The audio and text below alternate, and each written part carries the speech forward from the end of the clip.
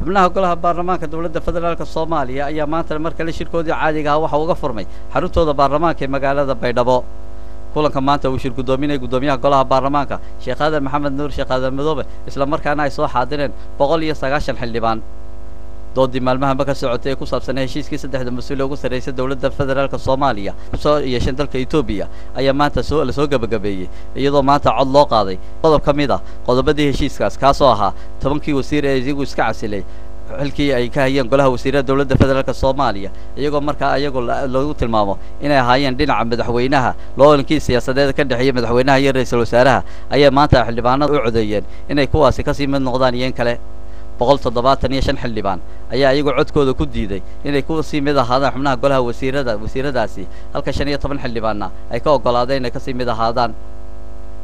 gudoomiyaha golaha baarlamaanka dowladda federaalka Soomaaliya Sheekh Aadan Maxamed Nuur Sheekh Aadan Madoobe ayaa isagu ku dhawaaqay go'aankii codka ay xildhibaanadu maanta ay ka qaateen iyo waxyaalaha ay codeyn doonaan labadaba. waxa oo loo qaaday qodob ka tirsan warqadaas oo ah wasiiradu waa ku jirayaan in ku jirayaan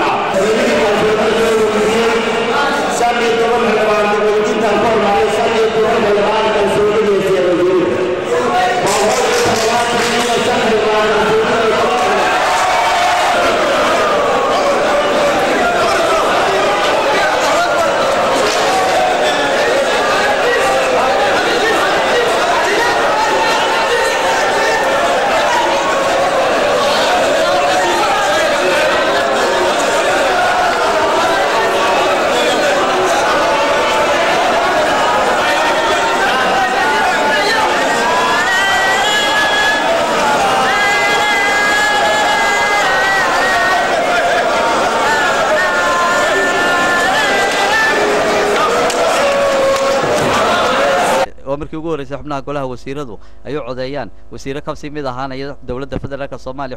wasiir ka sii mid ahaanaya xukuumadda ra'iisul wasaare Nuur Xasan Xuseen Nuur Cadde iyadoo la og yahay in xubno kale ka tirsan golaha wasiiradu ay dhowr jeer is casileen dabeetana lagu soo celin jiray balse tan ay noqonayso markii ugu horeysay ee haba yaraatee aan dib loo soo celin doonin. dhinaca kale waxa maanta magaalada Baydhabo ka dhacay qarax nooca bamba falka loo yaqaan suuqa weyn ee magaalada Baydhabo. ugu yaraan 16 qof ayaa lagu soo waramayaa in ay ku dhaawacmeen halka dhaawacoodina la gaarsiiyay isbitaalka magaalada Baydhabo. agaasimaha isbitaalka magaalada Baydhabo Cabdiqaadir Gentleman ayaa waxa uu ka waramayaa dhaawacii maanta la soo gaarsiiyay iyo sida uu kala ahaa. dhaawacan soo gaaray saaka subaxdii waqti ay 4 saac meelaha waxay tiradooda 16 isugu jiraan naago iyo niman wax caruur ah ku jira hal cunug oo 12 jir ah marka xaaladoodu kulli alxamdulillah